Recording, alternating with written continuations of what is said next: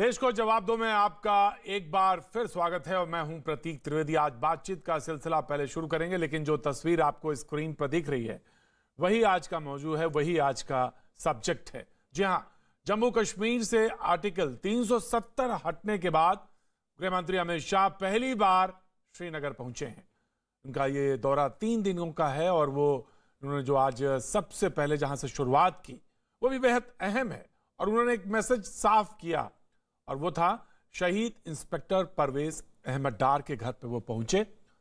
वहां उन्होंने परिवार वालों के साथ मुलाकात की, कुछ वक्त उन्होंने वहां गुजारा। उसके बाद मैं बता दूं कि ये परिवार वही है और ये जो परिवार के साथ जो हादसा हुआ वो जून महीने का था और जब इंस्पेक्टर परवेज अहमद डार की आतंकियों ने गोली मारकर हत्या कर दी थी। शहीद के परिवार वालों से मुलाकात के वक्त अमित शाह के साथ जम्मू कश्मीर के उपराज्यपाल मनोज सिन्हा जी भी मौजूद थे, जितेंद्र सिंह जी भी मौजूद थे। इसके बाद गृह मंत्री अमित शाह ने घाटी की सुरक्षा अधिकारियों के साथ एक अहम बैठक की, क्योंकि इस दौरे को लेकर तमाम सारी बातें कही जा रही थी, तमाम तरह की घोषणाओं की भी बात थी, जिसकी तरफ वो अभी कुछ देर पहले बोल भी रहे थे कि शांति की जहां तक बात है उसमें जो खलल है वो बिल्कुल बर्दाश्त नहीं की जाएगी। उन्होंने एक बात और भी कहा कि प्री ऑक्युपाइड कश्मीर को और इस कश्मीर की तुलना अगर आप करेंगे तो आपको साफ नजर आएगा कि कैसा फर्क होता है।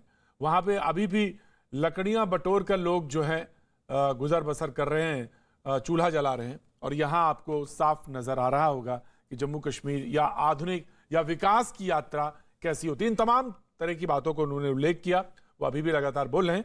मैं उन पर कोशिश करूंगा कि अपने संवाददाता से कुछ चीजें लें, लेकिन जो आज हमारे साथ मौजूद है, जो बातचीत का सिलसिला है, वो एक और भी अहम बात है जिसको इशारा करना चाहेगा। कुछ दिन पहले कुछ बेगुनाहों की तरफ निशाना बनाया, आखिर उसका मकसद क्या था? जो टेरर फैलाने का, जिसकी तरफ उन्होंने कहा कि खलल बर्दाश्त नहीं की जाएगी, तो क्या था कि बेगुनाहों को निशाना बनाने का मकसद क्या था? वो क्या कहना, सिद्ध क्या करना चाह रहे थे? ये कि चुनाव के बाद जो वहां पे चुनाव हुए, पंचायत चुनाव हुए, उसके बाद जो स्थिति थी और जो शांति बन रही थी, उसमें बहुत सारे लोग, पर्यटक वहां गए, तमाम टीवी जर्नलिस्ट, प्रिंट जर्नलिस्ट वहां पे मौजूद थे। जुलाई अगस्त के आगे के महीनों में वहां पे तमाम सारी गतिविधियां थी, लेकिन एकाएक वहां पे ये खलल डालने की कोशिश की गई। आज का मुद्दा, आज की बातचीत इसी पर आधारित। तो जो मेहमान हमारे साथ आज मौजूद हैं, मैं उनसे आपका तारुफ कराना चाहूंगा। माजिद हैदरी साहब एक बार फिर से हमारे साथ जुड़ेंगे, राजनीतिक विश्लेषक हैं, हमारे साथ जुड़ेंगे। मलिक याकूब साहब बीजेपी के नेता हैं, वैली से आते हैं, हमारे साथ रूबरू हैं। बहुत बहुत शुक्रिया मलिक याकूब साहब, thank you so much. Shehzad Poonawalla Delhi से हमारे साथ जुड़ रहे हैं, राजनीतिक विश्लेषक हैं, थैंक यू सो मच, बहुत बहुत शुक्रिया। तौसीफ शाह साहब पीडीपी का पक्ष रखने के लिए हमारे साथ मौजूद रहेंगे, और इरफान हफीज लोन साहब एक्टिविस्ट हैं, वो हमारे साथ जुड़ेंगे। जिक्र इस बात का था कि 300, जहां से पहला सेंटेंस मैंने बोला था कि 370 हटने के बाद गृह मंत्री का यह पहला दौरा है। सवाल यह है कि इधर की जो बेगुनाहों की जो हत्या या जो निशाने पे रहे, वो एक तरतीब है। 17 अक्टूबर जोगिंदर ऋषभ दे मजदूर, अरविंद कुमार साहब गोलगप्पे बेचने वाला, 16 अक्टूबर सगीर अहमद कारीगर, सुपिंदर कौर स्कूल की प्रिंसिपल, जो 7 अक्टूबर का जिक्र है, दीपचंद स्कूल टीचर। आखिर इस जो फेरिस्त है हमारे पास, जो बेगुनाहों की फेरिस्त है हमारे पास, जो ये लोग शहीद हुए, आखिर इसको निशाना बनाने का क्या मकसद था? क्या चीजें जो पटरी पर आ रही थी उसको डिरेल करने का क्या मकसद था? आज बातचीत गंभीर और बहुत ही संवेदनशील मुद्दे पर यही रहेगी। मैं जानना चाहता हूं सबसे पहले मलिक याकूब साहब आपसे, ये एकाएक ये घटनाएं क्यों बढ़ी, इसका मकसद क्या था? जब सब चीज पटरी में, जब मैं आपसे मिला 2-2.5 महीने पहले, जब श्रीनगर में मैं था लगभग 8-9 दिन, उसके बाद से चीजें एकदम से ऐसा निशाना बनाने की क्या मकसद था, क्या इरादा था, ये जानना बेहद जरूरी है, क्योंकि इससे चीजें तो बहुत सारी निकल सकती हैं। मलिक याकूब साहब जी, प्रतीक जी, आपको पता है कि जब 370 हटने के बाद माहौल बहुत अच्छा हो रहा था हमारे जम्मू कश्मीर में, और ख़ासकर आपने कश्मीर में भी देखा कि आप उसके बाद बहुत ज़्यादा देर रहे कश्मीर में, बहुत इलाकों में घूमे आप, बहुत शांति थी, अमन था, चैन था, लोग अच्छी ज़िंदगी गुजार रहे थे कोविड के बाद। लेकिन कुछ तंजीमों की कारिस्तानी है जो नहीं चाहते हैं यहाँ पे, चाहे वो नेशनल कॉन्फ्रेंस हो, पीडीपी है और भी कोई पार्टीज़ हैं, लोकल पार्टीज़ भी हैं उसमें शामिल हैं, जो नहीं चाहते कि यहाँ पे अमन हो, कश्मीरी लोग अमन चैन से अपनी ज़िंदगी गुजार सकें। ये बहुत ज़रूरी है कि क्यों? हिंदुस्तान आखिर की सवाल जितनी यही है ना, एजेंसीज मैं भी हमारी तो हैं, यही जैसे सवाल वो- पूछ रहा हूं। सुन मलिक साहब यही तो सवाल पूछ रहे हैं कि जी। आखिर क्यों पीडीपी एक पॉलिटिकल पार्टी है, नेशनल कॉन्फ्रेंस पॉलिटिकल पार्टी है, कांग्रेस पॉलिटिकल पार्टी है, इनका पार्टिसिपेशन है, तो आखिर ये माहौल बिगाड़ के क्या सिद्ध करना चाहते हैं, यही हम जानना चाहते हैं। मैं वही कहना चाहता हूं इरफान आपसे, साहब, आपका प्रतीक भी जी, बहुत मैं बहुत यही कहना शुक्रिया चाहता जुड़ने हूं के लिए। कि जी। आपने अभी एजेंसियों ने अभी वो काम नहीं किया जो अभी उनको करना चाहिए। नेशनल कॉन्फ्रेंस भी ऐसे लोग हैं जिनको मिलिटेंसी के साथ जो रिलेटेड थे, आपने दोहरी हुकूमत के दौरान, उससे पहले भी उसके बाद भी 30 साल से मिलिटेंसी चल रही है यहाँ पे, और पीडीपी में भी कई ऐसे लोग हैं जो रिलेट है मिलिटेंसी के साथ। और एजेंसीज को चाहिए कि ये जो आज दुर्घटना हो रहा है यहाँ पे कश्मीर में, मास्टर्स मारे जा रहे हैं और बेगुनाह लोग मारे जा रहे हैं। आप देख रहे हैं कि गोलगप्पे वाले को मारा गया है, टीचर का क्या काम है भाई, उस बेचारे को मारा गया है। क्यों? ये कारस्तानी हमारी जो है, जिनकी सरकार चली गई है, जिनके पास कुर्सियां नहीं है, वो कुर्सी के लिए परेशान हैं, लिहाजा उनके कंटेक्ट्स है, वो पाकिस्तान की भाषा बोल रहे हैं, पाकिस्तान की भाषा बोल रहे हैं, हुर्रियत की भाषा बोल रहे हैं। जी, आप मैं आपकी बात से जी राइट साहब, मैं आपकी बात को आगे बढ़ाता हूं मलिक साहब। ये बात जिनके पास कुर्सियां नहीं है, वो ये बात अगर गंगा वैली के जहां पे चुनाव होती है वहां पे ये कही जाती है, वो बहुत बेचैन है, बहुत परेशान है, तो समझ में आती है चीजें, क्योंकि चलिए ठीक है ये लड़ाई चल रही है गद्दी की, लेकिन कश्मीर में जब ये बात कही जाती है तो बहुत संवेदनशील और बहुत बहुत उसके रिपरकशन और उसके बहुत सारे मायने निकलते हैं। मैं पीडीपी के प्रवक्ता तौसीफ साहब मौजूद हैं। तौसीफ साहब, उन्होंने साफ कहा कि अमन नहीं चाहते कुछ लोग, और उसमें आपकी पार्टी का भी इशारा किया। तौसीफ शाह साहब। बिल्कुल, याकूब साहब का तो सबसे पहले खैर मकदम करता हूँ, बहुत अच्छी जान पहचान है मेरी इनके साथ। तो इनको ये बता दूं सबसे पहले कि इनको ये ध्यान में रखना चाहिए कि लाइव मीडिया पर ये पीडीपी और किसी और तंजीम का नाम ले रहे हैं कि जो मिलिटेंसी के साथ रिलेटेड हैं। इनसे मेरी तरफ से एक सवाल पूछिए कि अगर इनको इतने सबूत हैं तो आपकी मैडम साहिबा पाकिस्तान की भाषा बोल रहे हैं, आपकी मैडम पाकिस्तान की भाषा बोल रही हैं, आपकी मैडम हुर्रियत की भाषा बोल रही हैं। आप क्या बता रहे हैं मुझे? जो चीज बीजेपी के खिलाफ जाएगी वो पाकिस्तान की ही होगी। महबूबा जी की स्टेटमेंट पढ़िए, सुनिए मलिक साहब, सुनिए बात सुनिए, स्टेटमेंट पढ़िए, आप देख लीजिए। मुझे बात करने दीजिए आप मलिक साहब, आप अपने टाइम जैसे अभी आपने शुरू किया था बोलना, मैंने बीच में टोका नहीं आपको। आप मेरी भी बात सुन लीजिए, उसके बाद आप अपना साइड रखिए। तो अगर आपके पास इतने सारे सबूत हैं तो आप गिरफ्तार करने में क्यों नाकामयाब हो रहे हैं? एक तो वो सवाल है।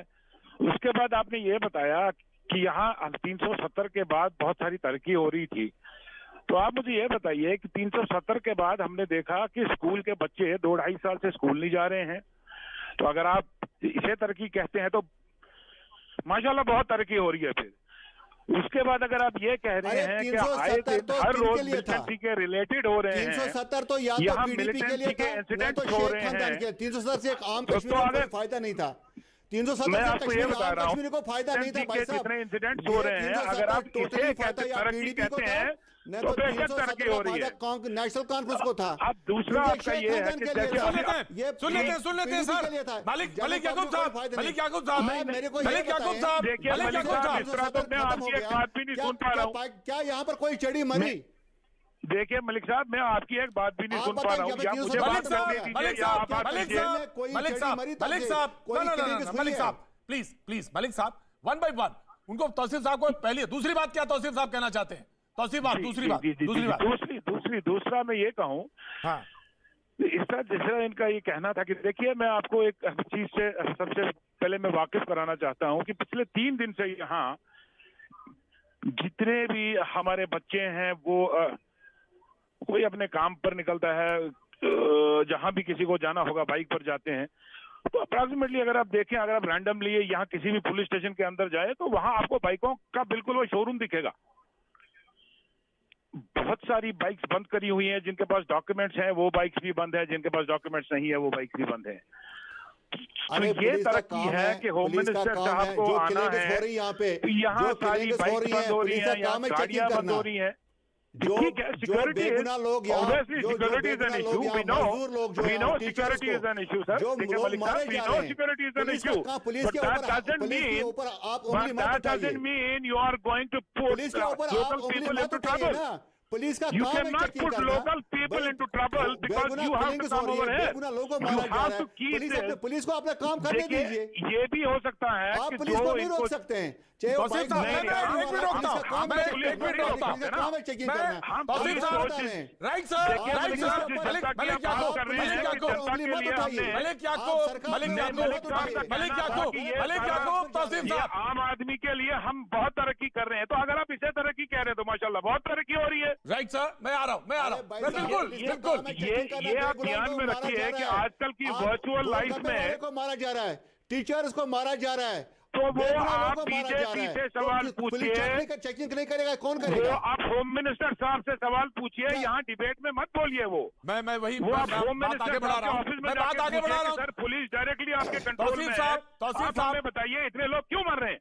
तौसीफ साहब, मैं पुलिस मैं का इस काम है बात चेक को आगे ही करना, बढ़ा रहा पुलिस का हूं। काम है चेकिंग करना, बेगुनाहों को जो मलिक कत्ले आम हो साहब, रहा है यहाँ पे, चेकिंग भाई साहब करने पुलिस की का बात काम है नहीं कर चेकिंग रहा हूं करना, मैं। आप पुलिस को दोनों हाथ को मत ऑडियो उठाइए। डाउन, दोनों को ऑडियो डाउन, दोनों को ऑडियो डाउन। मैं दोनों से रिक्वेस्ट कर रहा हूं, बहुत दोनों रिक्वेस्ट कर रहा हूं, मैं डिबेट को आगे बढ़ा रहा हूं। तौसीफ साहब, मैं एक छोटा सा सवाल आपके पास रखना चाहता हूं। तौसीफ साहब, एक छोटा सा सवाल मैं आपके पास रखना चाहता हूं। बॉर्डर पे खड़ा हुआ सैनिक को पता होता है कि जवाब किसको देना है, क्योंकि उस तरफ सरहद के उस तरफ दुश्मन है। मुश्किल ये आती है कि जब आप उसी के बीच में हो तो अपनी सुरक्षा कैसे करें, आपको सुरक्षा कैसे दें। यह एक बहुत बड़ा सवाल है जो एजेंसीज के सामने इस वक्त भी मौजूद है। और यह बड़ा सवाल है जो आपने सवाल बताया था कि गृह मंत्री को आना है और बाइक्स जो हैं बंद हैं, बिल्कुल नहीं बंद होनी चाहिए। हम बिल्कुल उनको इस बात पे बिल्कुल हामी है कि हर चीज खुली होनी चाहिए, लेकिन उसका हल मुझे बताइए। जब एक प्रिंसिपल मारी जाती है, एक गोलगप्पे बेचने वाला शहीद हो जाता है, तो हम कैसे सुरक्षा करें और कैसे सुरक्षित में। हम तो आपको विकास के रास्ते पे लाना चाहते हैं। हम तो मतलब है कि वो तमाम सारे लोग जो आपके लिए खाका खींच रहे हैं, यही सवाल है। माजिद हैदरी, मैं आपके पास आना चाहता हूं, एंड देन उसके बाद शहजाद पूनावाला। माजिद हैदरी। जी प्रतीक भाई। जी जनाब, यही सवाल है कि तमाम सारे, उन्होंने कहा आज गृह मंत्री बोल रहे हैं, उन्होंने कहा कि साहब मैं तो विकास की यात्रा लेके आया, और आप देख लें कि अगर सरहद को उस तरफ देखेंगे तो लकड़ी बीनते हुए लोग नजर आएंगे खाना बनाने के लिए। लेकिन अब यहां पे हम एक लकीर खींचना चाहते हैं विकास की, और कोशिश हो रही है और वो रास्ते पे आने की, लेकिन कुछ लोग उसको डिरेल करना चाहते हैं। तो माजिद, सवाल यही है कि हम बड़ी लंबी तकरीरें कर रहे हैं, हम बड़ी लंबे दौर से आपस में बातचीत कर रहे हैं, लेकिन अब क्या वो समय आ गया है फाइनली जब हम ये कहें आइडेंटिफाई करके, नहीं अब हमें इसी रास्ते पे चलना है जो ये विकास का रास्ता है। माजिद हैदरी। जी देखिए प्रतीक भाई, मेरा हमेशा भाजपा से इख्तिलाफ रहता है, लेकिन आज मैं एक चीज पे तारीफ करूंगा कि माननीय प्रधानमंत्री जी श्री नरेंद्र मोदी जी और माननीय गृह मंत्री श्री अमित शाह जी ने जो फैसला लिया धारा 370 खत्म करने का, उससे इतनी परफेक्टली किया कि उसके बाद 2019 में 6 महीने तक कोई प्रोटेस्ट नहीं हुए, कोई किलिंग नहीं हुई, और एक ऐसा वैक्यूम बना, एक उम्मीद बनी नए कश्मीर। प्रोटेस्ट नहीं हुए, कोई किलिंग नहीं हुई, और एक ऐसा वैक्यूम बना, एक उम्मीद बनी नए कश्मीर। लेकिन उसके बाद ऐसे क्या हालात हुए पिछले 2 वर्षों में, जो आप कह रहे हैं कि फॉल्ट फाइंड हमें करना है, क्या हालात ऐसे हुए कि Bhajpa district development council election में केवल 74 सीटें जीत पाई आउट ऑफ 276, और ऐसा क्या हुआ कि सिविलियन किलिंग्स का स्पाइक हुआ। आप देखिए, अभी आपने बात की जो 2 school teacher non Muslim Kashmir में श्रीनगर में मारे गए 4 अक्टूबर को, जिस दिन वो 2 टीचर मारे गए और पूरा देश उस दिन शोक मना रहा था, जम्मू कश्मीर की सरकार ने उसी दिन 3 दिन का जश्न डल शुरू किया। हमारे अभी पुंछ में पिछले 15 दिन से जंग चल रही है, वहां पे 9 अभी हमारे सेनाकर्मी मारे गए हैं, और एक दफा भी हमारे जो यहाँ पे लेफ्टिनेंट गवर्नर साहब हैं या उनके एडवाइजर हैं कभी भी पुंछ नहीं गए। हमारी सरकार जो है ना जम्मू कश्मीर की, यही वजह है सब प्रॉब्लम की 2 वर्षों से। अमित शाह जी को क्रैकडाउन यहाँ की ब्यूरोक्रेसी पे करना होगा। जो यहाँ पे जो हालात बने हैं, कि हर जगह लोग मर रहे हैं, सिक्योरिटी का कोई कंसर्न नहीं, और ये सिर्फ जश्नों में बिजी है। कहीं जश्न डल चल रहा है, कहीं जश्न कश्मीर चल रहा है। अगर यही जश्न कश्मीर उस दिन असदुद्दीन ओवैसी ने किया होता जिस दिन 2 गैर मुस्लिम टीचर मारे गए थे, पूरा मीडिया आग बगोला हो गया होता कि असदुद्दीन ओवैसी जो है वो देशद्रोही है। लेकिन क्योंकि मनोज सिन्हा जी की सरकार ने किया, इसलिए आपने चुप्पी धारी। अरे भाई, अपने आप में जान के देखें, ये जो यहाँ पे सरकार चल रही है जम्मू कश्मीर में, ये मोदी जी की इमेज को स्टेज पे डाल रही है। मोदी जी को क्रैकडाउन करना होगा इस सरकार पे। क्यों लोग मर रहे हैं यहाँ? क्यों वो पुलिस वाला मरा जहां पे आज अमित शाह जी को जाना पड़ा? सरकार क्या कर रही थी? वो टीचर क्यों मरे? सरकार क्या कर रही थी? हम तो सरकार से सवाल पूछेंगे भाई। आप नाम लेंगे पड़ोसी देश का किसी और का, हम तो सरकार से पूछेंगे। माजिद साहब, मैं जवाब देता हूं आपको। माजिद साहब, मैं आपको जवाब देता हूं। माजिद साहब, आप 2010 याद किए दीजिए, जब उमर अब्दुल्ला साहब जब चीफ मिनिस्टर थे, 260 लोगों को मौत के घाट उतारा गया। जब महबूबा जी सब चीफ मिनिस्टर थे, और उस वक्त देखिए कितने लोग मारे गए थे। आप वो दिन भी याद कर दीजिए। आज को याद, आप हमारे गृह मंत्री जी आज याद आ रहे हैं, आप कहते सरकार पर सवाल उठा रहे हैं। बड़ा कमाल की बात कर रहे हैं आप, बहुत कमाल की बात कर रहे हैं आप। मौत को कंपेयर करेंगे, आप बोलते हैं हमने कम मारे, उससे ज्यादा मारे, ये आप कहना चाह रहे हैं? उमर अब्दुल्ला ने 200 मारे, आपने 30 मारे। 2010 याद कीजिए, 260 लोग उस वक्त मारे गए जब उमर अब्दुल्ला साहब चीफ मिनिस्टर थे। और उसके बाद जब महबूबा जी की सरकार थी, उसे महबूबा जी ने खुद कहा था कि आप दूध लेने गए थे, आप टॉफी लेने गए थे। वो दिन भी याद, वो भी बोलो ना अभी, वो भी बताइए माजिद साहब, वो भी याद कीजिए ना। शहजाद पूनावाला, देखिए, राइट, मैं आगे बढ़ाता हूं। शहजाद पूनावाला, कश्मीर के साथ, शहजाद पूनावाला, आंकड़े सबके पास हैं। शहजाद पूनावाला, कश्मीर के साथ, शहजाद पूनावाला, माजिद हैदरी, मैं आ रहा हूं सर, मैं आ रहा हूं। मलिक याकूब साहब, मैं आ रहा हूं। सरकार थी, राइट साहब, मलिक याकूब, मैं आ रहा हूं। शहजाद पूनावाला, आंकड़े सबके पास हैं। सरकार कहती है, कह रही है कि दहशतगर्दियों पे मैंने लगाम लगाई, लेकिन अमन के कुछ लोग चाहते हैं कि अमन बिगड़े, और वो चाहते हैं कि एक बार अव्यवस्था फिर से पहले। और उन्होंने तो इल्जाम लगा दिया पॉलिटिकल पार्टीज पर ही सीधे सीधे। जब बात आई मलिक याकूब ने, तो उन्होंने कहा, तो उनसे सवाल भी पूछा लोगों ने। लेकिन अब सवाल यह है, जहां पर डिबेट इस वक्त मौजूद है, वो यही कि आखिर दुश्मन कौन है, और सवाल यह है कि पटरी पे कैसे लाए जाए व्यवस्था।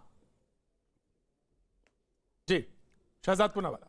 प्रतीक जी, मैंने 16 मिनट मैंने किसी के बीच में बोला नहीं है, तो मुझे उम्मीद है कि यही डिबेट की मर्यादा मेरे भी वक्त में कायम रखी जाएगी। बहरहाल देखिए, पहली बार 70 वर्षों में दिल और दिल्ली की दूरी कम होती जा रही है। पहली बार लाल किले और लाल चौक का फासला, जो 370 की दीवार खड़ी हुई थी, उसको ध्वस्त करने के बाद वो फासला कम होता जा रहा है। एक समय था कि अलगाववाद, आतंकवाद और परिवारवाद की नदियां बहती थी। आज वहीं पर विकासवाद और वहां पर राष्ट्रवाद की बातें चल रही है। मैं आपको इसके कई उदाहरण दे सकता हूं। आपको याद होगा प्रतीक जी कि ये वही जम्मू कश्मीर है जहां पर चुनाव के नाम पर क्या हुआ करता था राजीव गांधी के समय पर। अब डीडीसी के चुनाव वहां पर संपन्न हुए और Bharatiya Janata party number 1 party की तरह इमर्ज हुई। ये बात सही है कि वहां पर वो 75-76 सीट्स ही जीत पाई, परंतु सबसे लार्जेस्ट पार्टी की तरह इमर्ज हुई। 1 लाख करोड़ का बजट दिया गया, 7 नए मेडिकल कॉलेज वहां पर शुरू किए गए। इसके अलावा 500 से बढ़ाकर 955 सीटें कर दी गई। इसके अलावा अगर आप देखें कि 12,000 करोड़ का केपेक्स बजट दिया गया, अनगिनत विकास के कार्य किए गए। मैं सवाल आज पूछना चाहता हूं, आज आतंकवाद 60% से कम हुआ है। 40% जो है युवाओं के बीच में आतंकवाद ज्वाइन करने की तीव्रता कम हुई है। 90% से ज्यादा जो है स्टोन पेल्टिंग के मामले कम हुए हैं। क्या ये सारी चीजें उपलब्धि नहीं है? और बिल्कुल बात सही है, आज क्योंकि 32 लाख लोगों को डोमिसाइल सर्टिफिकेट दिया जा रहा है, फिर से जम्मू कश्मीर में हैवानियत को हटाकर इंसानियत की बात की जा रही है, तो कुछ लोगों को, पाकिस्तान में बैठे कुछ लोगों को तो इससे असर पड़ेगा ही। वहां पर एक नया आईएसआई का चीफ आया है, निश्चित बात है कि वो जम्मू कश्मीर में कोई ना कोई मामला पैदा करने की कोशिश करेंगे ही। पर सवाल ये पैदा होता है कि देश में जो लोग हैं, जो हमारे बीच में बैठे हैं, वो बार बार पाकिस्तान को क्लीन चिट क्यों देते हैं? आप फारूक अब्दुल्ला का 2 दिन पुराना बयान उठाइए, बालाकोट के विषय में उन्होंने क्या कहा? उन्होंने क्लीन चिट दे दिया पाकिस्तान को, और पहली बार नहीं है। आपको याद होगा महबूबा मुफ्ती ने क्या कहा था? उन्होंने कहा था कि अगर आपने 370 हटाया तो तिरंगा लहराने वाला कोई कंधा नहीं मिलेगा। आज लाल चौक पर और लाल किले पर, दोनों जगह पर तिरंगा लहरा रहा है। मैं सवाल पूछना चाहता हूं माजिद हैदरी से कि माजिद हैदरी साहब, जिन लोगों ने 70 साल तक अवाम को लूटा खसूटा, आज उनके साथ आप क्यों खड़े? पाकिस्तान की वाहवाही क्यों करते? क्यों आप एक बार भी पाकिस्तान को 2 टूक कंडेम नहीं कर पाते? पाते, क्योंकि ये आतंकवाद जो है वो पाकिस्तान से आ रहा है। पर आप पाकिस्तान को कभी भी, और जो इस्लामिस्ट टेरर है ना, आपने 90 के दशक में उसको कंडेम किया ना, आज कंडेम कर रहे हैं, जब चुन चुन कर वो माइनॉरिटीज को टारगेट कर रहे हैं। ये एक तरीके से उनको एक डर का माहौल बनाने के लिए। तो मैं आज पूछना चाहता हूं माजिद हैदरी will respond। इरफान भाई इरफान साहब आपका टाइम था, लेकिन मैंने थोड़ा सा दिया बस, उसके बाद मैं आपके पास ही आता हूं। इरफान हफीज लोन साहब आपके पास आता हूं। माजिद हैदरी का नाम लिया है तो ही वांट टू रिस्पॉन्ड। जी माजिद हैदरी। देखिए शहजाद साहब, सबसे पहली जो बात आपने की कि जिन परिवारों ने 70 वर्षों से जम्मू कश्मीर को लूटा, मैं उन परिवारों को ऐसे जानता हूं कि अभी हाल ही में जून के महीने में माननीय प्रधानमंत्री जी ने उन्हें चाय और पकोड़े खिलाने के लिए अपने लोक कल्याण मार्ग के घर पे बुलाया। ये पहले सवाल का जवाब। दूसरा, आप कह रहे हैं इस्लामिस्ट टेरर, आपको केवल इस्लामिस्ट टेरर जम्मू कश्मीर में क्यों दिख रहा है? जम्मू कश्मीर में सरकारी आंकड़े के इस साल में 30 लोग मारे गए, जिसमें से 21 मुसलमान हैं। और आपको मैं बता दूं, सिर्फ ये आतंक जो है सिर्फ कश्मीर में नहीं है, जो लखीमपुर में हुआ आप उसे भी आतंक कहिए। जो 4 किसान गाड़ी के नीचे कुचले गए, क्या वो आतंक नहीं था आपकी नजर में? और चौथी बात प्रतीक भाई, आपने कहा वापस पटरी पर कैसे लाएं? पटरी पर अब कुछ वापस नहीं आ सकता। तेल और गैस इतना महंगा हो गया, कोयला इतना महंगा हो गया कि अब पटरी की बात ही ना कहिए। आप कहिए घोड़े पर कैसे वापस लाया जाए? पटरी का जमाना चला गया, पटरी से हम पीछे हो गए। वो तो नेहरू जी माजिद का जो चौथा पॉइंट है, माजिद हैदरी का जो चौथा पॉइंट है, मुझे बिल्कुल लग रहा है कि जैसे मैं डिबेट लखनऊ में कर रहा हूं और कोई ये बात कह रहा है कि साहब सरकार की बात ये मैं नहीं मानता, तो कम से कम मेरी तो ये बात कि माजिद हैदरी जब ये बात कहते हैं तो मैं इतना तो लगता था, आश्वस्त हूं कि मुझे कम से कम कहीं से कोई चीज चौथे पॉइंट में नजर नहीं आ रही ऐसी जिसमें वो ये कहें कि नहीं ये अलग है, ये वॉइस अलग है। हाँ, पहले 3 पॉइंट जरूर ऐसे हैं इनके जिसपे जरूर जवाब देना चाहेंगे। शहजाद जी। देखिए, माजिद हैदरी जी से पूछिए कि क्या 370 को वापस लाकर वो पेट्रोल के दाम कम करवाना चाहते हैं? डीजल के दाम 370 को वापस लागू करवाने से कम होंगे? आज देखिए, आज केवल भौगोलिक एकीकरण नहीं बल्कि मानसिक एकीकरण हो रहा है भारत का और जम्मू कश्मीर का। पर दिक्कत की बात यह है कि कुछ लोग जो बात करते हैं मुसलमानों के मारे जाने की, मैं आज इनसे पूछना चाहता हूं, माजिद हैदरी, तुम्हारे लिए हीरो कौन है? कौन सा मुसलमान हीरो है? बुरहान वानी या औरंगजेब, जिसने राइफलमैन औरंगजेब जिसने देश के लिए अपनी जान दी? आपके लिए हीरो कौन है? रियाज नाइकू या परवेज अहमद डर? पहले इसका जवाब दीजिए माजिद हैदरी, पहले बता दीजिए कि आपके लिए हीरो कौन है, फिर मैं आपको बताता हूँ इस्लामिस्ट टेरर क्या होता है। इस्लामिस्ट टेरर वो होता है जब नारे लगाए जाते हैं कि अगर जम्मू कश्मीर में रहना होगा, अल्लाह अकबर कहना होगा, और ये कहकर लोगों को भगाया जाता है, अपने घरों से हटाया जाता है। इरफान भाई को, इरफान साहब को देखकर चिन्हित करके मारा जाता है। राइट साहब, मैं इरफान साहब को डिबेट में शरीक करता हूँ। सलमान खान है, आमिर खान है, बस। राइट सर, उन्होंने कह दिया आपने हीरो कौन है। इरफान खान, इरफान हफीज लोन साहब। जी प्रतीक जी, सवाल यह है कि पटरी पे गाड़ी कैसे आए? सवाल कुछ शहजाद पूनावाला ने भी पूछे। जी मैं समझता हूं उसका यही है, मैंने इससे पहले भी कहा कि जो अमित शाह जी है उस भूमि से आते हैं जो गांधी जी की जन्मभूमि है, जो अहिंसा पे। मुझे तो इरफान साहब, मुझे तो इस सवाल का जवाब दीजिए कि आखिर मैं उसके बाद डिबेट अब कर रहा हूं कि वीरेंद्र पासवान को जो गोलगप्पे बेचने वाला था उसको मार के क्या हासिल हुआ? उस प्रिंसिपल को मार के क्या हासिल हुआ? दहशत का माहौल। प्रतीक जी, अगर किसी भी इंसान का, व्यक्ति का अगर हत्या होती है निर्दोष की, तो पूरी इंसानियत का कत्ल होता है। अब देखिए यहाँ पर आइए, हर किसी ने उसकी खाली निंदा नहीं की, लेकिन सारे लोग दुखित थे।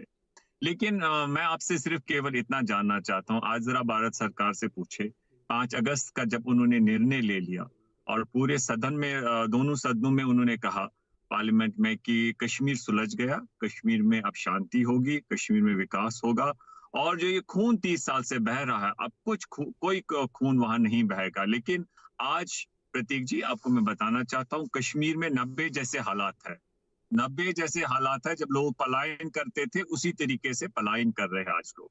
तो मुझे आप बताइए, क्या यही नया कश्मीर है जिसपे सुपिंदर जी हमारी मारी गई? हमारे दूसरे दीपक पासवान, जवाब देना चाहते हैं। मलिक क्या आप सुनिए मेरी, आप मेरी बात सुनिए। अभी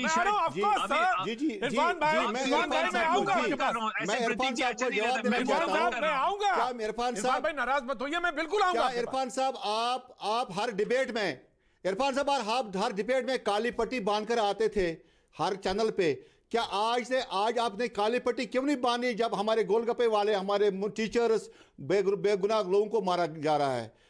इतनी परेशानी, क्या आपने कोई प्रोटेस्ट किया उनके लिए? बहुत बेसिक सवाल पूछा है, बहुत बेसिक सवाल पूछा है, और मैं इसी सवाल पे लौटूंगा। मैं ऑफ कोर्स बिल्कुल मैं इसी सवाल पे लौटूंगा कि आखिर वो तालमेल, वो ताना बाना कैसे बनाया जाए, तालमेल ताना बाना कैसे बनाया जाए, जब अगर आपको दुख है, दर्द है, तो फिर क्यों नहीं आज काली पट्टी? मैं यही जानना चाहता हूं, पूछूंगा भी। वक्त है छोटे से ब्रेक का, ब्रेक के बाद में फिर हाजिर होता हूं। मैं वहीं से शुरू करूंगा।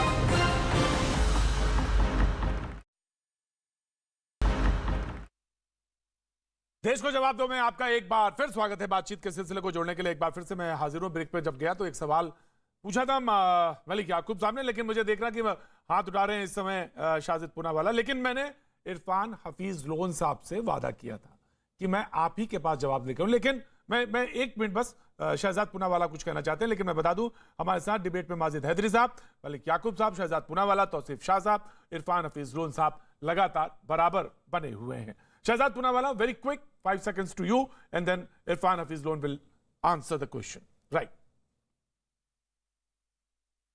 प्रतीक जी, कुछ लोग कह रहे थे कि 90 जैसे दशक के जो है वैसे फिर से एक माहौल बन रहा है। मैं पूछना चाहता हूं, जो ये तालिबान स्टाइल किलिंग चुन चुन कर मारा जा रहा है धर्म देखकर, उसको राजनीतिक और मानसिक और वैचारिक समर्थन कौन दे रहा है? क्या महबूबा मुफ्ती ने सबसे पहले नहीं कहा था कि 370 अगर फिर से लागू नहीं किया जाएगा तो तालिबान जैसा यहां पर भी माहौल पैदा हो जाएगा? क्या यहां पर कुछ लोगों ने नहीं कहा था कि पाकिस्तान से बातचीत शुरू कर दो? क्या कुछ लोगों ने ये नहीं कहा था कि देखिए जो आतंकवादी होते हैं इनके साथ तो बातचीत ही करनी चाहिए, इनको गोलियों से नहीं मारना चाहिए, इनसे तो बातचीत होनी चाहिए? तो मैं सवाल आज पूछना चाहता हूं, जो लोग बार बार वैचारिक समर्थन और शरण देते हैं इस तरीके के इस्लामिक आतंकवाद को, आज मैं उनसे पूछना चाहता हूं, कई बार जनाजे में तो पहुंच जाते हैं वो, पर क्या वो एक भी उस शहीद के पास पहुंचे, उस शहीद पुलिस वाले के घर पहुंचे? अगर नहीं पहुंचे तो पूछे महबूबा मुफ्ती की पार्टी से कि क्यों नहीं पहुंच पाई वो इसलिए नहीं पहुंच पाई क्योंकि उनके हिसाब से केवल और केवल रियाज नाइको और बुरहान वानी ही कश्मीर के हीरो हो सकते हैं। कभी भी परवेज अहमद डर या राइफलमैन औरंगजेब कभी उनका हीरो नहीं हो सकता। राइट सर, मलिक याकूब ने एक सवाल पूछा था इरफान हफीज लोन साहब से कि जनाब आप हर डिबेट में हर जगह काली पट्टी पहन के आते हैं, लेकिन उस गोलगप्पे वाले की मौत पर आपने आज काली पट्टी क्यों नहीं पहनी? इरफान हफीज लोन साहब। बिल्कुल प्रतीक जी, हमने इससे पहले भी कहा आपसे कि जब कोई भी शख्स मरता है, कोई भी व्यक्ति इंसानियत का करता है, human rights recognize no border. हमने तब भी जहां संवेदना हमें प्रकट करनी थी, प्रदर्शन अपना विरोध करना था, उसकी निंदा करनी थी, हमने की। हम बिंदु साहब के यहाँ भी गए, हम सुपिंदर जी के घर भी यहाँ गए। हम मलिक याकूब साहब से पूछना चाहेंगे, हम उस दिन यहाँ पर परवेज अहमद, एक कोकरनाग एरिया में एक लड़का मारा गया जिसे सीआरपीएफ वालों ने कहा कि नाके में थोड़ा आगे चला गया तो हमने गोली मार दी, वो मारा गया। तो हम आपसे भी और मलिक साहब से भी कहते हैं कि सुपिंदर जी के साथ साथ, पासवान साहब के साथ साथ और जो दीपक जी के साथ साथ जो परवेज को जो सीआरपीएफ वालों ने मारा, जहां जिसकी एक बेवा पीछे रह गई, छोटे छोटे बच्चे रह गए, तो उसकी भी वो निंदा करे। हम एक ही तरह नहीं है कि सिलेक्टिव वो कंडेमनेशन करे। हम वहां भी गए, बिंदु साहब के यहाँ भी गए और हम सुपिंदर जी के यहाँ भी गए और हमें इसका विरोध भी किया, निंदा भी की और सब कश्मीरियों ने की।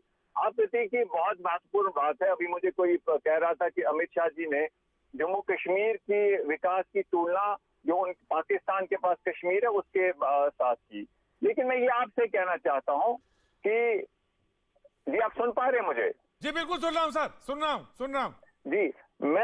लेकिन मुझे किसी ने ये पूछा, मैंने उनसे यही कहा कि फर्क इतनी है कि जो हमें लोग सिधारे हैं, जवाब सही नहीं है। जो इनकी विचारधारा है, जो बातचीत से इनकी रखते हिंदुस्तान के संविधान में, आप पाकिस्तान की भाषा बोल रहे हैं, आप हुर्रियत कांग्रेस की भाषा बोल रहे हैं।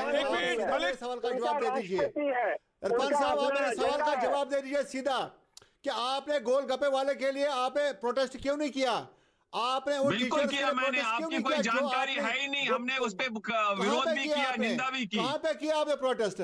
देखिए आप पाकिस्तान की भाषा बोल रहे हैं, आप या हुर्रियत कांग्रेस की भाषा बोल रहे हैं। ऐसा नहीं चलेगा। ये 65 का ये नहीं हिंदुस्तान होता नहीं कि है, आप किस ये तरीके का 21 अगर का आप कहीं हिंदुस्तान पर है। भी ये इरफान उसकी निंदा साहब, करते ये हैं, मजबूत कहते हिंदुस्तान हैं है मानवता का और कत्ल है। 1000 बार मैं चाइना को आज भी इस सोचना चैनल में पड़ता भी है एक कि सबसे हम बड़ा कदम अगर नेटवर्क है, उठाएंगे इस पे सोच कहता समझ कर हूं उठाएंगे, कि सुपिंदर जी समझे? का, और पासवान जी आप का, गलत, दीपक आपको जी गलत का, रॉन्ग इन्फॉर्मेशन निर्दोष है शहरियों का जो कि कत्ल आप हुआ है, बिल्कुल हम गलत उसकी कर रहे निंदा हैं। करते हैं। आप वो पाकिस्तान की भाषा एक बोल रहे गैर हैं, इंसानी आप हुर्रियत हरकत खानपस की थी। भाषा बोल रहे हैं। ऐसा हम होने नहीं देंगे। आप गलत फहमी का शिकार हैं। ये 65 का हिंदुस्तान नहीं है, ये अरे बाबा, ये 2021 आपका का हिंदुस्तान है। नहीं है, ये बीजेपी बता रहा हूं मैं वालों आपको। का हिंदुस्तान नहीं है।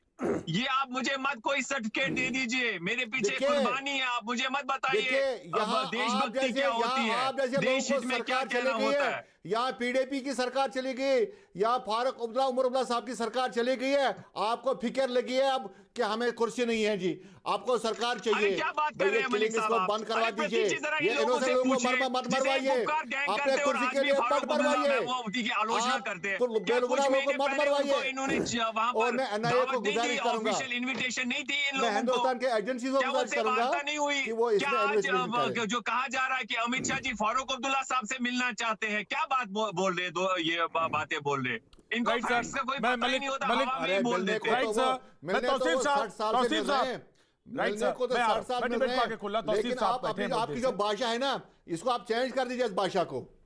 बार बार मत बोले पाकिस्तान, बार बार हुले कानून मत बताइए हमें। ये पाकिस्तान, ये पाकिस्तान की बोली नहीं चलेगी। राइट सर, आप मुझे बताइए पाकिस्तान की बोली क्या हुई? अगर आप कहते हैं हिंदुस्तान के संविधान में हल करो, बातचीत करो, गांधी जी का देश है, अहिंसा से बात करो, क्या ये पाकिस्तान वाली बात हो गई? क्या क्या वाजपेयी ये जी जो पाकिस्तानी क्या थे? ये सिविल क्लियरिंग जो हो रही है, मुझे ये बताइए जो सिविल वाजपेयी क्लियरिंग जी हो ने रही है, पाकिस्तान शहजाद से पूनावाला, शहजाद पूनावाला, शहजाद पूनावाला, मैं आ रहा हूं, मैं आ रहा हूं, वाजपेयी शहजाद जी, पूनावाला। वाजपेयी जी ने आप रोज पाकिस्तान आते हैं, राइट सर, काली पट्टी शहजाद लगाइए। पूनावाला, एक सेकंड। मैं रोक रहा हूं, काली पट्टी मलिक लगा, याकूब, रोज मलिक याकूब, एक सेकंड, मलिक एक याकूब रोक रहा हूं मैं आपको, एक सेकंड, शहजाद पूनावाला, एक सेकंड, शहजाद एक पूनावाला। सेकंड। देखिए यहाँ पर कुछ लोग महात्मा गांधी और संविधान की बड़ी बड़ी बातें कर रहे हैं। मैं उनको पूछना चाहता हूं, क्या महात्मा गांधी और संविधान ये नहीं चाहता था कि 70 साल से जो दलित समुदाय है जम्मू कश्मीर का, उसको उसके अधिकार मिले? क्या महात्मा गांधी और संविधान ये नहीं चाहते थे कि महिलाओं को जो उनके अधिकारों से वंचित रखा गया था, मतलब एक बाहर की महिला अगर शादी कर ले जम्मू कश्मीर के मर्द से तो उसे तो अधिकार मिलते थे, पर हमारी जम्मू कश्मीर की बेटी अगर कोई बिहारी से शादी कर ले, कोई देशवासी से कहीं और से शादी कर ले, तो उसके बच्चों के अधिकार छीन लिए जाते थे। आज वो व्यवस्था हट गई, तो क्या ये संविधान सहित नहीं था? क्या आज नहीं, एक सेकेंड, जो चाइल्ड मैरिज था, राइट टू एजुकेशन था, राइट टू इंफॉर्मेशन था, ऐसे 106 केंद्रीय कानून जो पूरे देश में लागू थे, पर जम्मू कश्मीर की आवाम को उनका लाभ नहीं मिलता था। अगर वो लागू हुआ तो क्या वो संविधान सहित नहीं था? एक सेकेंड सर, बीच में मत बोलिए। हाफिज सर, मिस्टर लोन, आप मुझे लगता है एक वकील भी है,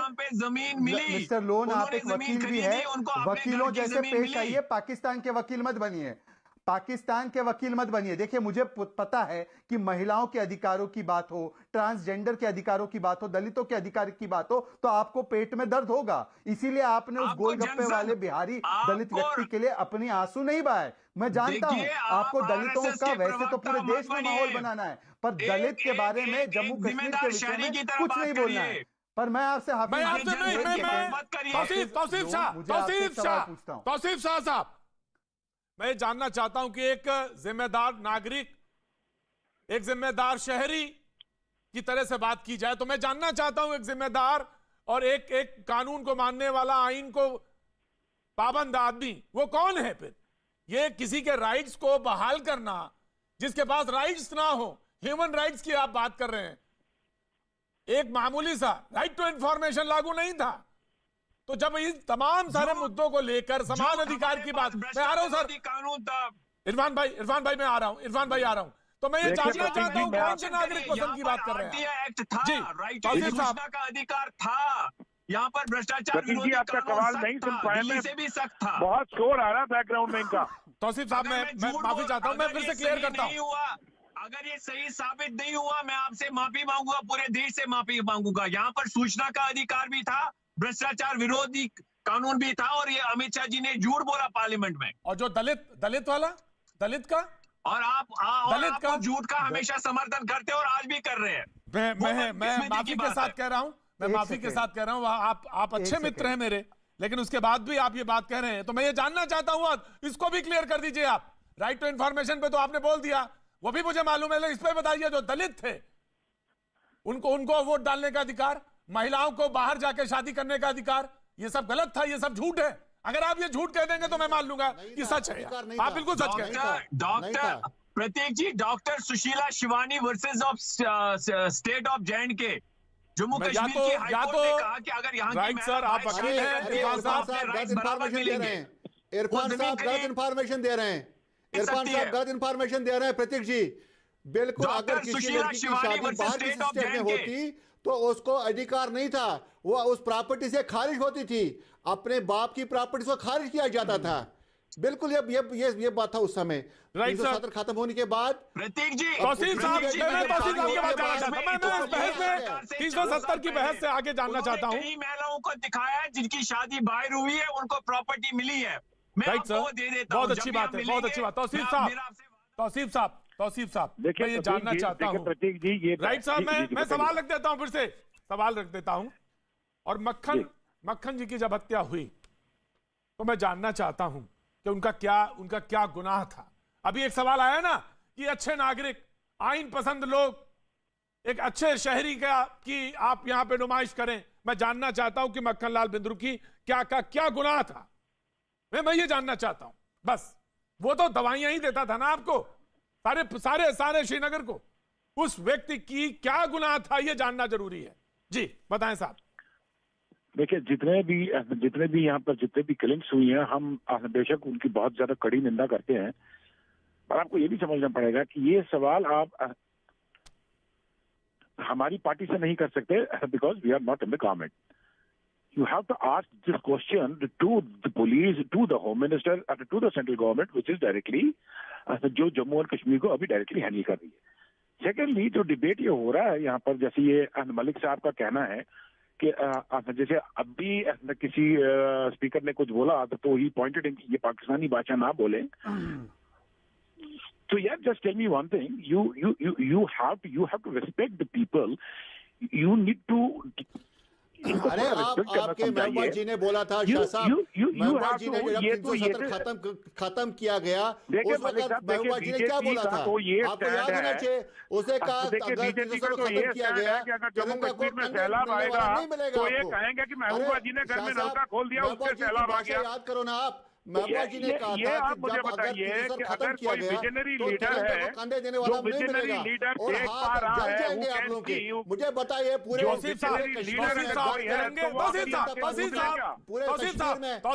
तिरंगे झंडे ये बताइए तौसीफ साहब, ये बताइए घर घर में तिरंगा, तौसीफ साहब ये बताइए, तिरंगे को लेकर उनका बयान था या नहीं था? बयान था या नहीं था?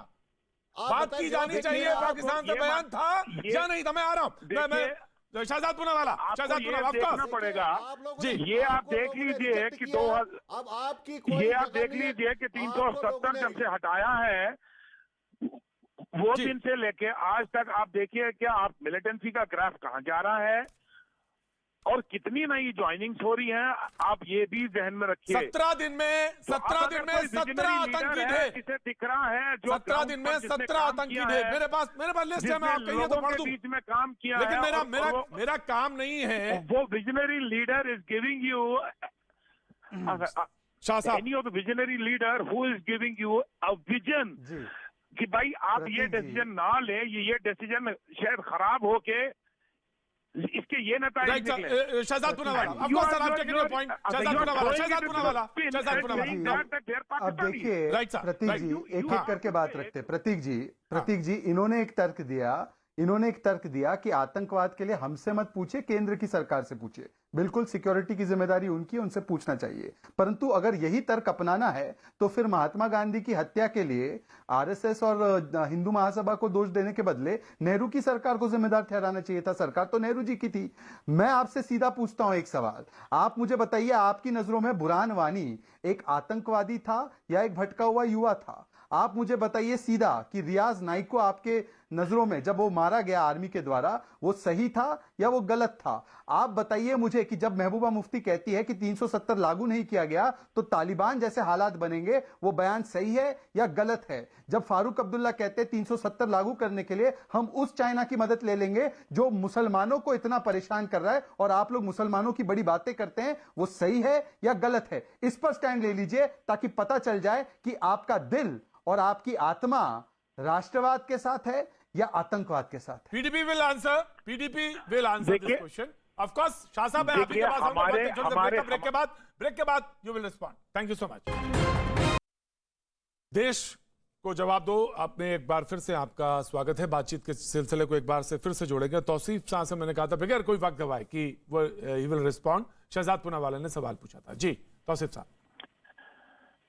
जी देखिए, सबसे पहली बात तो मैं ये आपसे कहना चाहूंगा कि जैसे पहले भी मैंने बोला कि अगर ये एक बहुत बड़ा, मैं ये कहूंगा कि सानिया है कि जैसे भी जो भी हो जाए श्रीनगर में, जो भी जम्मू कश्मीर में हो जाए, तो वो ब्लेम सारा का सारा इनका हैबिट बन गया है कि वो सारा पीडीपी पे डाले। अगर कल जहलिम की वजह से सैलाब भी आए तो ये लोग तो यही बोलेंगे कि पीडीपी वालों ने ही नलका खोला छोड़ दिया था अपने घरों में, तो उसी की वजह से सैलाब आया है या नहीं, ये सवाल था। ये सवाल, इतना यही लंबा सवाल का चौड़ा जवाब दे नहीं रहा था हूं, कुछ। यही सवाल का जवाब दे रहा हूं मैं। तो हाँ या ना बोल दो। देखिए, अगर आपके घर में नहीं हाँ या ना में तो जवाब नहीं दिया जाएगा sir. This is not a multiple question answers. Burhan Wani आतंकवादी था, हाँ या ना में जवाब नहीं दिया जा सकता। यही आतंकवाद के समर्थक है, यही वैचारिक शरण देते हैं, यही जिम्मेदार है आज जो घाटी में जो सिचुएशन बन रही है उसके लिए। ये वो लोग हैं जो आतंकवाद के साथ महागठबंधन बनाकर जम्मू कश्मीर को फिर से परिवारवाद, आतंकवाद और अलगाववाद की ओर ढकेलना चाहते हैं। ये बात सुनिए आप मेरी कि जैसे थोड़ा पेशेंस रख के बात सुनने की कोशिश करा करिए, ठीक है? पेशेंस आतंकवाद के लिए नहीं हो सकता। पाकिस्तान प्रायोजित आतंकवाद पर केवल सर्जिकल स्ट्राइक हो सकती है, पेशेंस नहीं हो सकता। आतंकवाद का कोई तर्क नहीं होता, आतंकवाद का कोई जस्टिफिकेशन नहीं होता, और जो आतंकवाद में जस्टिफिकेशन ढूंढते हैं वो आतंकवाद के सबसे बड़े सरगना होते हैं। तौसीफ साहब जवाब दे दीजिए ना। तौसीफ साहब, बुरहान वानी का सीधा सवाल का जवाब है, आतंकवादी है या नहीं है? सीधा सा जवाब है, आतंकवादी है। आतंकवादी है, आतंकवादी है। You have to listen it with patience. Right, sir. You have to listen it with patience. Right, sir. Of course, I'm giving you time, sir. I'm giving you time, sir. Yes, yes, please. Exactly. ये state वो state थी जो 1987 में जहां घर में चाकू भी नहीं पाया जा रहा था। ये सभी पैनलिस्ट को पता होगा कि ये वो स्टेट थी। एक जवाब से पूरे इतिहास को फिर से रीराइट कर सकते हैं आप। एक जवाब से सर, एक जवाब से की स्टेट में sir, it's the only answer. If you say yes, he was a terrorist, he was a terrorist. There's The a answer is history very behind clear. everything. Sir, there's a history behind everything. Of course, there is a history. You have to listen there is to a history. There is You a history. have to listen to but you can history. join. But you can have to join listen to the hands. history. but आप बिल्कुल हाथ से हाथ मिला सकते हैं give और जो every विकास answer. की बात हो रही थी सर, आप We कह cannot- सकते हैं। बस सीधा सा सवाल है, वो टेररिस्ट था या नहीं? खत्म हो गई बात, आपको जवाब देना है। जी बताइए। मुझे बात करने का मौका आप नहीं दे रहे। सर मैं बिल्कुल मौका दे रहा हूँ आपसे। You are not giving me the जवाब तो time. दीजिए You are ना, not giving sir. me the time. Right, I am sir. saying, लेकिन फिर सर, किसी दिन देखिए, किसी कि वक्त पे ये आप मुझे बताइए कि बुरहान वानी मिलिटेंट क्यों बना? मैं आपसे ये सवाल करता हूँ कि मुझे बताइए कि ये क्या वजह थी कि बुरहान वानी जो सर मैं ऑफ कोर्स मैं इसका जवाब सीधा सा जवाब है, मैं इस पर ज्यादा नहीं जाना था। हाँ है, इसमें कोई दो राय नहीं है। लेकिन आज अभी बस फिर इतना, लेकिन फिर किसी मोड़ पर किसी मुद्दे पर इसी जगह फिर बात होगी। लेकिन आज अभी बस सिर्फ इतना वक्त